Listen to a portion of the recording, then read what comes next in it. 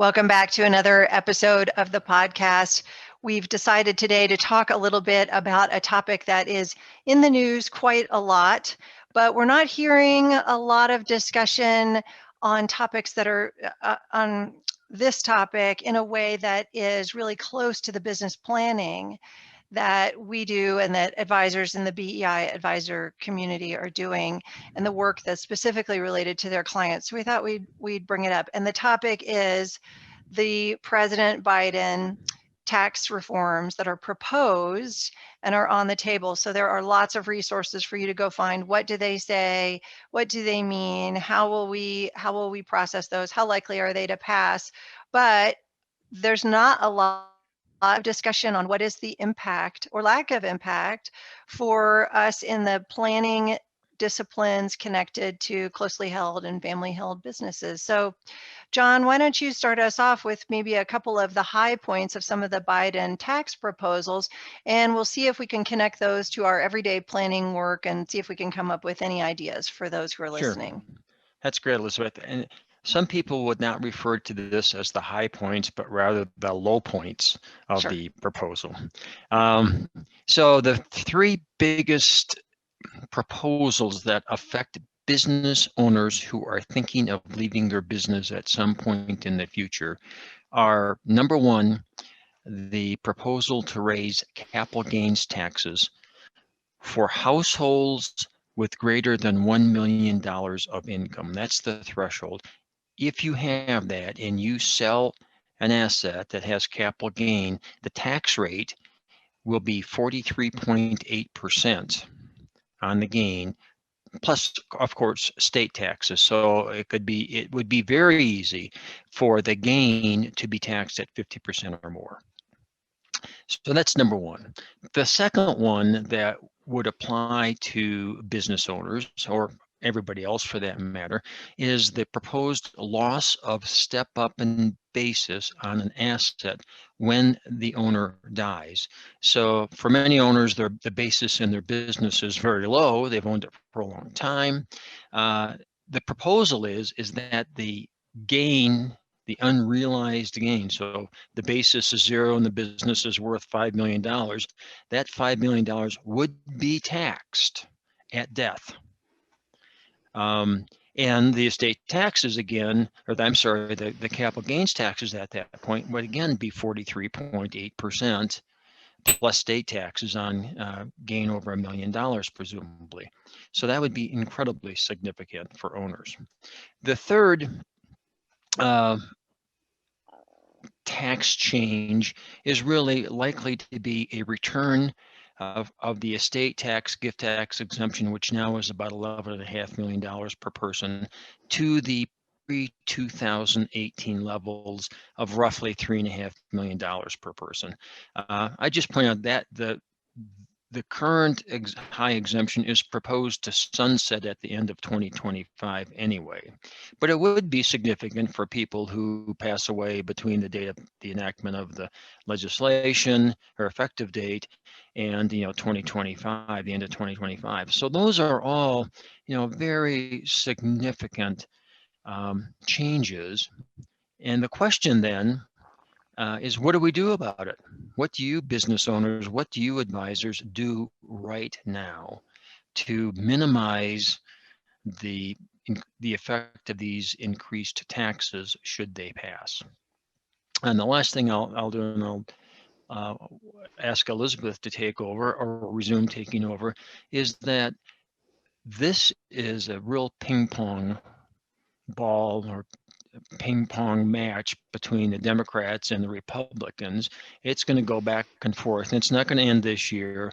It's probably not going to end in 5 or 10 years. It's whoever has the controlling voice in the legislature is likely to attempt to pass tax legislation based upon their beliefs. So this is not the final word in tax legislation. It's just an ongoing volley. With that, Elizabeth, any thoughts on your part? I do. I have a couple, maybe starting with the thing that you just said most recently, which is that it's likely to go back and forth. That does seem to be the indication. There doesn't seem to be any kind of consistency or interest in the old-fashioned compromise and the working across the aisle. And regardless of how you feel about that, whether you support partisan, sort of um, gamesmanship or not, what the studies show is that owners of closely held businesses do not appreciate it. What they are annoyed by is back and forth. Business owners tend to have a fairly long time horizon.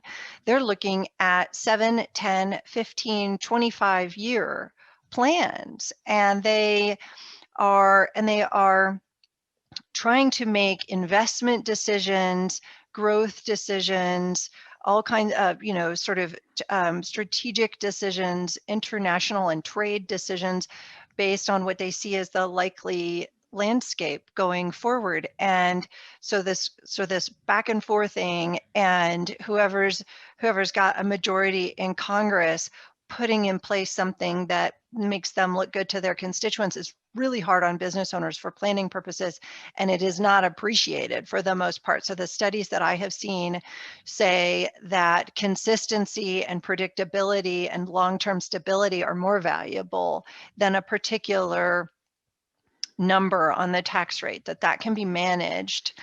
Business owners are really smart. They're very creative. They can do lots of things to manage their tax consequences, but they have to know what those are. So I might pause there and just say, I think we have to talk about this. It is important. It is going to affect people, but maybe also for the business owners who listen to this podcast, we acknowledge it's annoying. Exactly. Exactly. So a couple of things that we can move forward on. Number one, if an owner is considering taking action in the near future, in the next several years, on transferring ownership to children, to key employees, to an outside third party, at least the first two I mentioned, we might consider moving that up to this year. So if we're thinking of gifting a large amount of assets to children, maybe if we're going to do that anyway, let's consider doing it this year.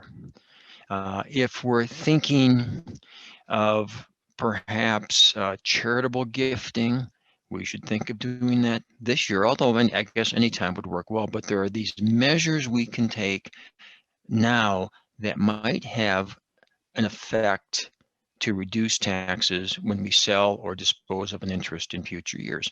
So some things I'm just thinking about. Let's assume this legislation passes more or less in the form we've been talking about. One thing we want to do would be to avoid the surtax of 43.8% on gain over $1 million per household. So we can think of selling ownership, which would tend to create a lot of gain, incrementally. Don't sell it all at once. Sell it in increments over a number of years. This is most easily done by selling business interests to insiders, to management, and so on, in chunks over time, so that the gain recognition in the particular year, along with the owner's other income, wouldn't exceed $1 million or perhaps $2 million. So there are things like that that we can consider doing now. We could consider gifting ownership to a child this year with our larger exemption amount still available. So of income producing assets, in particular S corporations or partnerships where there's a significant income flow, that after next year or at beginning next year, that might all be taxed to the owner and it would exceed the $1 million exemption. Well, we could make some gifts now, probably in trust to a child, so that that income is going to be taxed in that child's tax bracket. so Right. that So we're we looking at maybe kind of spreading out the income to keep us below exactly. that $1 million threshold, right? Exactly. And we can do that in trust so that the child doesn't really control necessarily that ownership interest. And it could be non-voting interest. And a family of four, we might have four exemptions now rather than just one. And that would save a heck of a lot of taxes. That's something to consider this year if you're going to be making gifts to children anyway. So that if the legislation doesn't pass, we've still made a wise decision. So Right, it's and we can things like maybe that. also look at things like, making sure that business owners have met with and revisited their personal financial plan, because if business value significantly exceeds their financial needs, then that would reduce the risk in kind of diluting ownership out across the family. We certainly wouldn't want to do it and leave a business owner high and dry without enough personal wealth to take care of themselves. You never know if those kids are going to get mad at them or, have a falling out. That could happen. But if Absolutely. value exceeds need by some extent, that would be that would be another place to look for some excess wealth that might be transferred before estate and gift tax limits change, right? Exactly. Exactly.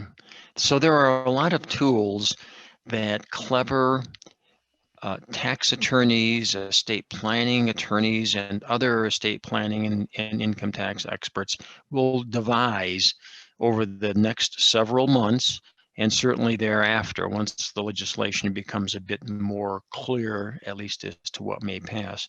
So there shouldn't be a rush to selling a business this year. And in fact, under the latest Biden proposal, as I understand it, they're going to make the effective date of the legislation last month, actually in late April, when the legislation was introduced. And that's going to be the effective date for the sale of assets. So you can't, they're trying to avoid somebody trying to sell their business this fiscal year, this calendar year, to take advantage of the low capital gains taxes. Whether that proposal is going to go anywhere, who knows? But selling the business this year may be too late if that legislation passes. So there's Right. just a huge amount of uncertainty for owners and their advisors on what in the heck to do in response to this proposal. We don't know what's going to be passed, if anything. And so again, it gets back to what we were talking about at the beginning. Owners should consider taking action this year in this area of uncertainty, only if they would be taking that action regardless of a change in the taxes. Right. I That think would be my initial suggestion. that's a good point. And I think that, one of the things that I have seen over the last few years is that in the wake of the Tax Reform and Jobs Act, in which tax rates changed for corporations, I saw a lot of development of tools and modeling and evaluation among tax professionals that sort of stepped back and took a much more broad view of a client's total sort of asset portfolio and net worth and things like that. So what tax advisors seemed to have started doing, and I think this is going to continue to be important and become more important, is looking at all of the assets. So for example, for our business clients, they might have a C corporation, they might have an S corporation, they might have a partnership, as you mentioned. They might have and then they have other kinds of non-business assets in their sort of total personal balance sheet. Well, a good tax advisor is going to say, okay, what are we looking at having happen with these things, with each of these significant assets, and what does your income look like for each of the, maybe this year and maybe the next few years into the future. And then what they're doing is they're looking to see if there are strategies that they can implement on an asset by asset basis that allow them to maybe shift some dollars that were going to be taxed at capital gains rate, but maybe now I can use those dollars in a smarter way to get to an ordinary tax rate that's a little bit lower, if that's available. Could be, like you said, through multiple family members, could be through the business owner themselves, could be taking advantage of other kinds of losses that are expected in the business, could be, I suppose, taking advantage of other kinds of growth opportunities. And so what tax advisors are doing is saying, okay, well, you have a business that's worth this, you have real estate that's worth this, you have these investment assets.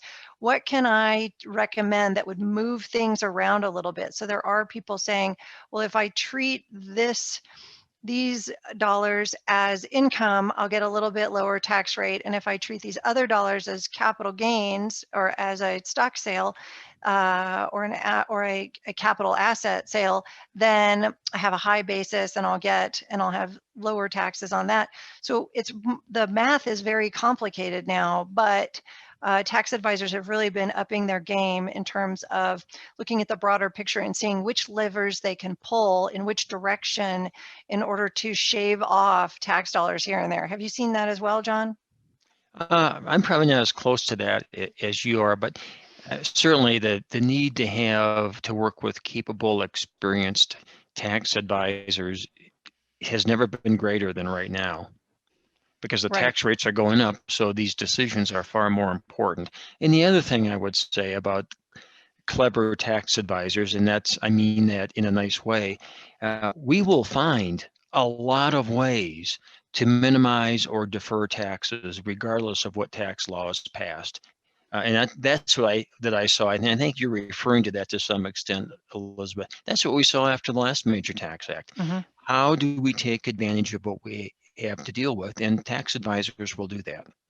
Yeah. So, and ultimately, that's why we plan. We're taking the new landscape and the new sort of rules by which we are all governed and applying them to our situations and saying what's the best that we can do, and using tax advisors, as you say, who can look beyond this year, is going to become more and more important and incredibly valuable. Those people have been very, very busy, and they're going to continue to be for the foreseeable future. So we'll be back on this podcast with future episodes about specific planning techniques. Today is a good opportunity for us to kind of plant the seeds for what does the future look like? Does any of that need to be accelerated?